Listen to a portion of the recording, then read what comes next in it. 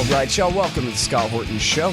I am the director of the Libertarian Institute, editorial director of antiwar.com, author of the book Fool's Errand, Time to End the War in Afghanistan, and I've recorded more than 5,000 interviews going back to 2003, all of which are available at scotthorton.org. You can also sign up for the podcast feed. The full archive is also available at youtube.com/Scott Horton Show. All right, you guys, introducing Nozomi Hayase. She is an essayist and author of the book WikiLeaks, The Global Fourth Estate. History is happening. And we regularly run her great articles at antiwar.com. This one is called The War on Journalism. The Greenwald Persecution Mimics Assange. Welcome back to the show. How are you doing? Good. Great. Thank you for having me. I really appreciate you joining us on the show, and such an important story going on here. Our old friend Glenn Greenwald has been charged or accused, not exactly charged. I read that the judges have to actually approve the charges before they're really charges. One extra step, and I don't know if that step's been taken, but looks like they're trying. Not yet. Go ahead. Not yet. I mean, right now, the federal prosecutors in Brazil just have filed criminal complaints against him. Mm-hmm. And this is, for reporting on leaked cell phone messages showing widespread corruption of Brazilian public officials. Mm-hmm. So this is, okay. So let's start with that. So Greenwald and the Intercept, they got a huge leak, and they published a bunch of stuff about the right-wing party and the current president of Brazil's party there, right? Exactly, right. And what is very troubling is that the criminal complaint filed against him says that the Intercept Brazilian operation didn't just receive the hacked messages and then publish some of them in news stories, but it was painting a journalist as an active participant in a crime. So, basically the accusation is that Glenn, being a part of criminal organization that hacked cell phones of public officials. I mean, this is just outrageous. And the federal police actually spent months investigating this alleged hack, and they came to a conclusion that Glenn was not anyway engaged in criminal activities, and furthermore, he actually acted as a journalist and demonstrated high level of professionalism. So, yet prosecutors went ahead and filed this complaint against him, right? I mean, this is just the outright, threat to press freedom. Yeah. So we got to talk about the precedent here. You mentioned right there in the title and right about this in the piece this is what they're doing to Julian Assange, and it's this technical legal argument. Yep. In order to, so in America, for people who don't know, if you're a journalist and you receive a classified document, well, you can publish that right on the front page, and at least traditionally, they can't prosecute you for that. The leaker is in big trouble, but the leakee, simple freedom of speech, they didn't steal the document, they only received it, and so that's the question. Now they're trying to twist that. And in the case of Assange, say that Assange directed Manning in the leak in a way that made him a co-conspirator. And then you're saying, so they're using that same twisted logic here against Greenwald and saying that he didn't just passively receive this leak, but somehow he encouraged it. Do they make specific accusations about what he supposedly did? You said something about hacking text messages is what they're claiming? Yes, exactly. And then also the accusation was that the Glenn actively engaged in hacking and then also assisted the hackers to delete their basically the identities and so that they won't be revealed and things like that. So I mean, this is exactly what the indictment against Julian Assange, which was revealed back late in 2018, showed. I mean, that also DOJ said that Assange not only just received the material from Churchill Manning, that he assisted Manning, solicited information from Manning, and also assisted Manning, right? So that was the accusation, and and this was actually the one count of, the DOJ charged Assange with one count of conspiracy to commit computer intrusion, right? But if you read the indictment carefully, what Assange was, or what the government was accusing Assange of doing is at the very heart of journalistic activities, which is source gathering activities and source protection. So that's why and then Glenn Greenwald did the same thing. As I said, the federal police that investigated this alleged hack didn't find any criminal activities that Glenn was involved in.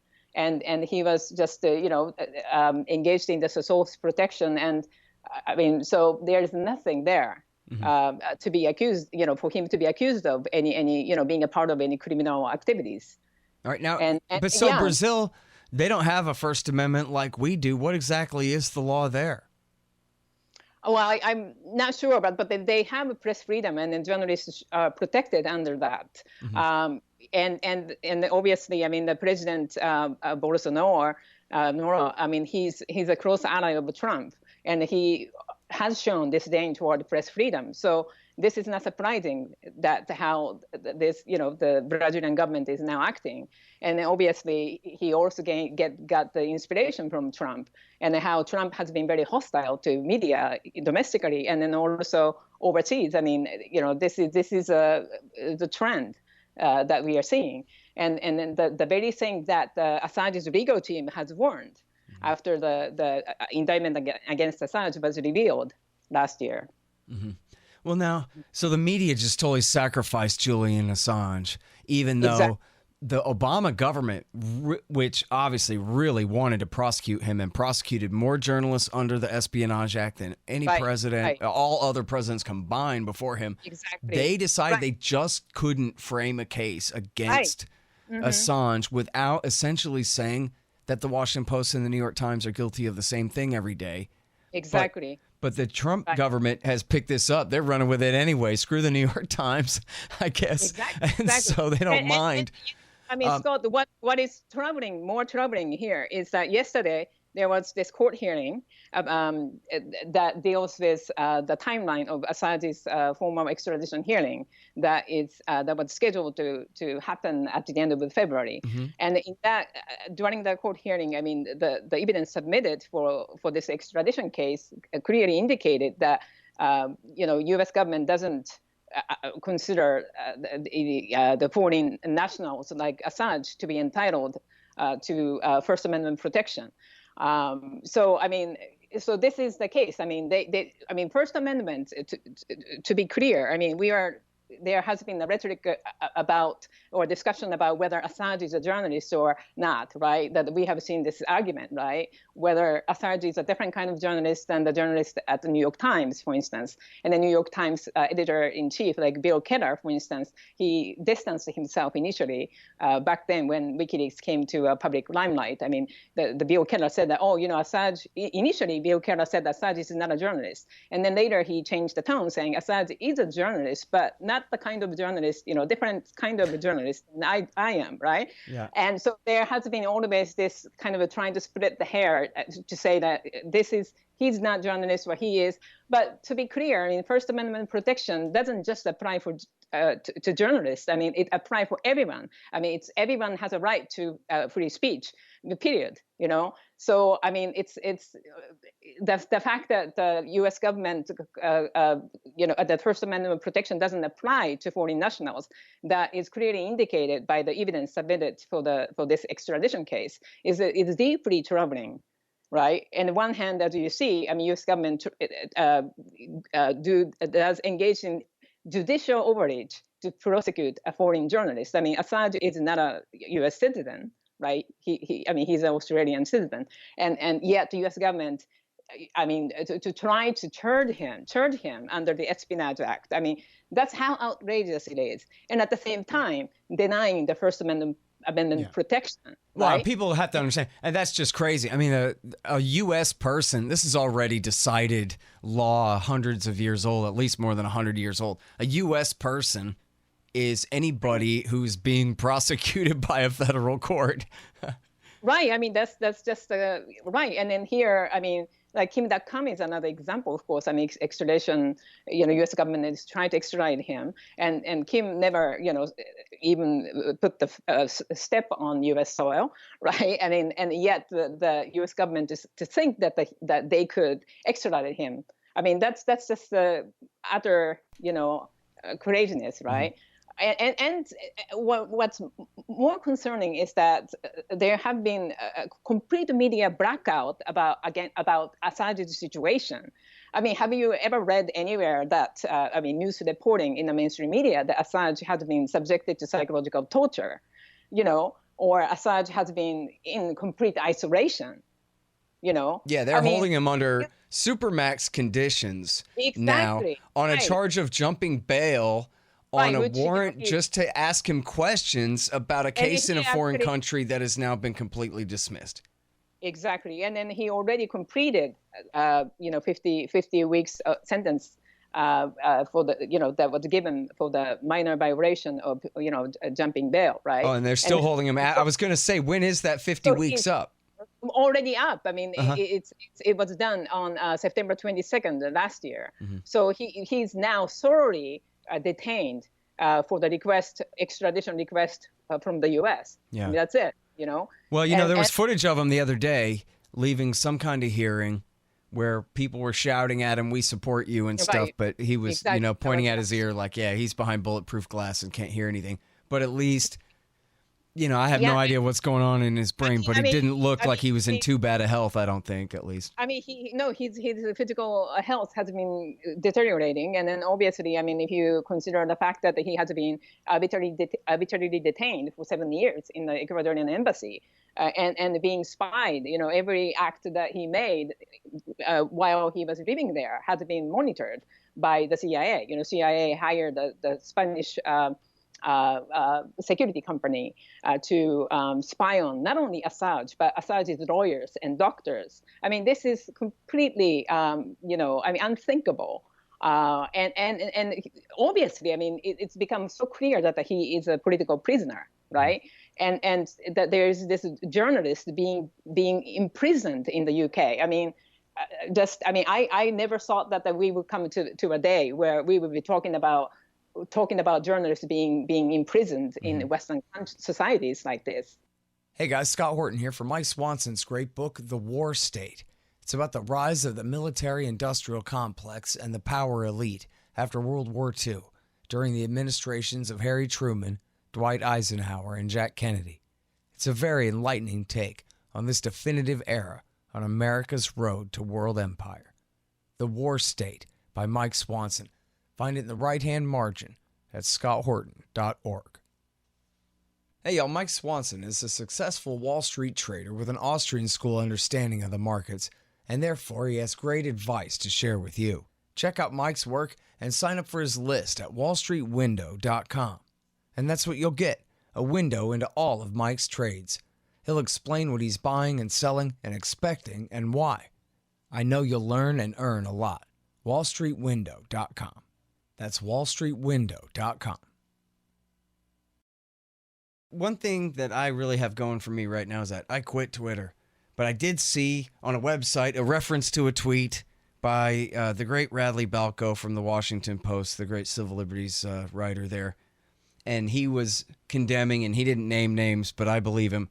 He was condemning popular liberal #resistance journalists on Twitter who were celebrating Glenn Greenwald's arrest. That'll teach him because, he crossed me by making fun of me for being a Russiagate truther or whatever their problem is. And so apparently there were enough of them, early tap dancing on Greenwald's grave here that Balko had to shame them and say, nope, this is a fascist thing to do, and you're a fascist if you support it, and something like that anyway. But so they're already warmed up on Assange. They've already decided that doesn't count, and I guess they don't like Greenwald, so he doesn't count either, and it's that easy. What is at stake here is right to free speech for ourselves. We are not just talking about First Amendment protection for journalists, we are talking about First Amendment, the free speech at the heart of democracy. So, I mean, if we allow the government to, infringe someone's free speech right, tomorrow is our right that will be violated. I mean, you know what I mean? So, I mean, I think this is not a matter of whether we like the person, we like Glenn Greenwald or we like Julian Assange. I mean, this is really about whether we would have these basic civil liberty. You know what I mean? And so I think it's important for us to really recognize what is at stake here, and that we are just losing our very important, right to free speech. I mean, if we lose it, then we really don't have democracy. I mean, right. This place become just turn into authoritarian society. Yep. And, by the way, as I know you're aware, and it's really important, the Espionage actually in America does outlaw what the Washington Post and the New York Times and Glenn Greenwald and Julian Assange do in publishing classified information. It's just that part of it is never enforced. But the Supreme Court, even when they were striking down prior restraint on the part of the Pentagon Papers case against the New York Times, they still left open the possibility that the New York Times could be prosecuted for leaking this stuff. Just you can't stop them from doing it in the first place, was the way that they ruled that. And so it truly has only been tradition that our Justice Department doesn't go ahead and lock up this or that. And mostly that's because the media is so compliant that the only secrets they publish are a bunch of lies that they want us to believe to justify the horrible things that they do. The only people they would dream of prosecuting would be the very rare circumstance when a whistleblower leaks important documents that the people need to know about the crimes that their government's committing. But that's, exactly. A very small percentage of them all. Most of them are very official leaks on the front page of the New York Times every day. And then in the case of Julian Assange, of course, I mean, this is the first time that the Espionage Act has been applied to journalists. I mean, we are talking about publisher, not, whistleblower, right? So this is quite unprecedented, and if this is more to be allowed to go on, I mean, this is the end of investigative journalism, basically, and the prosecutors at the court yesterday, prosecutors at the court yesterday asked and asserted that if Assange were to be on U.S. custody, that he would be put under the special administrative measures. And what that means is that Assange would have no access to lawyers and media, and he would be sent into a black hole, completely incognito. I mean, that's what is awaiting Assange. I mean, once he was extradited. I mean, so, this is a very serious situation, and we have to be informed about what's happening, and act to end this war on journalism. All right, so back to Greenwald for a minute here. You mentioned that the cops already investigated Greenwald and recommended to their Justice Department that there's no crime here. He didn't really participate in the leak.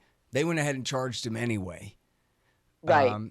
And yet then, as I was saying, I guess this is in the New Yorker interview of him, where he says they still have to have a judge rubber stamp the charges before they go forward. But if I understand it right, is it correct that the judiciary as well as the cops had already decided that there was no case here before their prosecutors went forward with the case? So in other words, there's a reasonable chance that it'll die here and not go forward. Is that your understanding? Right. Yeah, that's my understanding. But the fact that the prosecutors to just go ahead and file criminal complaint against him, I mean, that is already outrageous. I mean, this is abuse of power and complete lack of respect for the process and democratic process and press freedom.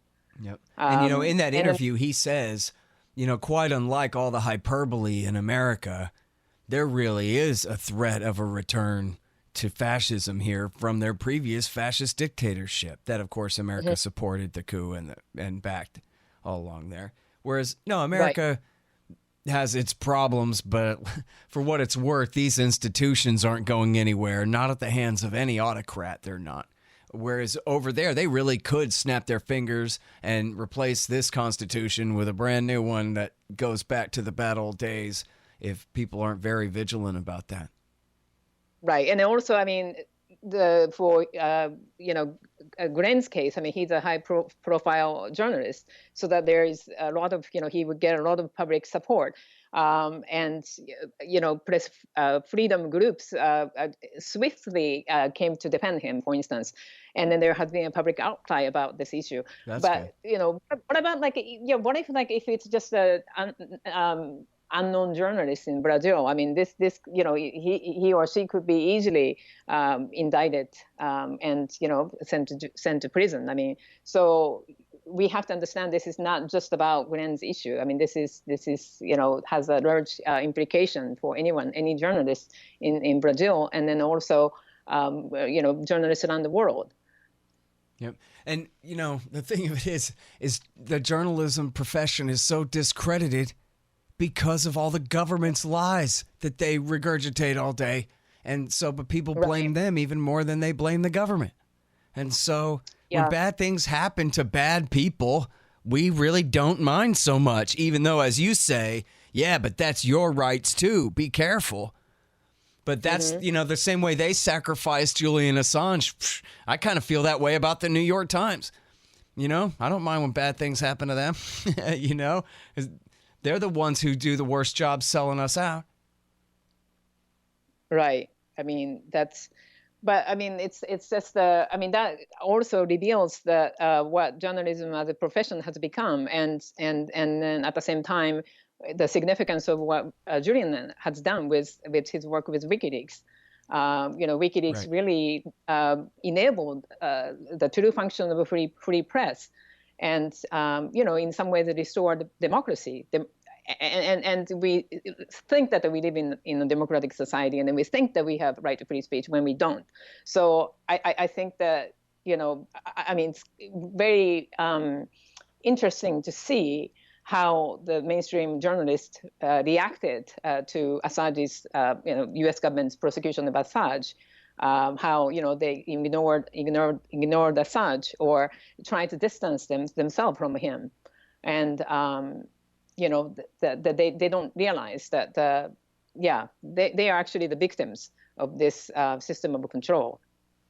Yeah, it really is embarrassing too, because this is one of those most basic things where, well, it's not just that it's a core right, but it's this entire gigantic multi-zillion-dollar profession built around this protection. Without this, you guys are out of work. You're nothing but a stenographer then at that point. This is the kind of thing. Well, ask the gun owners of Virginia. Hey, guess what? We're drawing a line. You can't have them. And but you never see reporters do the same thing about their own their own profession. And here in sacrificing Assange, it's not like he's a good scapegoat. I mean, they act as though what he does is some different kind of journalism in the sense of, well, he's publishing troop movements so that our enemies can get them or something like that. But that's never what he's done. WikiLeaks has published leaks about all kinds of governments from all over the world, and it's always exposing wrongdoing. It's not exposing real top secret stuff that gets, American spies in Russia's throat slit or, some kind of nightmare scenario, our nuclear codes turned over to the Chinese or any of these things. It's not about that. It's never been about that. Even the Manning leak, this is all secret level stuff. It's not the kind of stuff that gets spies rolled up, but it's the kind of stuff that shows you the truth about what's going on here. And exactly. Also, to just remind you that the New York Times actually published the material. Right. Also, right? And won Pulitzer Prizes over it. Exactly. The Guardian, the New York Times, these established, media organizations, they largely profited from release, WikiLeaks, material. So I mean, where to draw a line, really? I mean, if U.S. government can go after WikiLeaks, then how could the New York Times say that they could be exempt from this prosecution? They did the same thing, right? Yep. So they have to be very, David Sanger first, and I'm for it. No, I'm just kidding. They have to be concerned about the journalists, everybody. I mean, they should be concerned about this issue, because basically what the government is trying to do is to criminalize journalism and saying that no one can publish classified material. And, publishing classified material of public interest and that is verified to be authentic, that is the journalistic activity, right? That is protected under the First Amendment. And if we allow, the U.S. government's prosecution of Assange to just go on, I mean, then, we cannot really do journalistic work anymore in this country. And here we are talking about United States. I mean, we are not talking about China or Russia or Saudi Arabia, right? And I mean, this is just and when the United States always kind of point the fingers at China or Russia, saying they are very oppressive regimes and they don't have free speech. And I mean, the irony of this is it's the U.S. government who is attacking press freedom around the world. I mean, that's a hypocrisy right there. Yep. All right, you guys, that is Nozomi Hayase, and she is the author of WikiLeaks, The Global Fourth Estate. History is Happening. And she regularly writes at antiwar.com. This one is called The War on Journalism. The Greenwald Persecution Mimics Assange. Thank you very much again for coming on the show. Thank you, Scott. Thank you for having me. Bye. The Scott Horton Show, Anti-War Radio, can be heard on KPFK 90.7 FM in LA, APSradio.com, antiwar.com, scotthorton.org, and libertarianinstitute.org.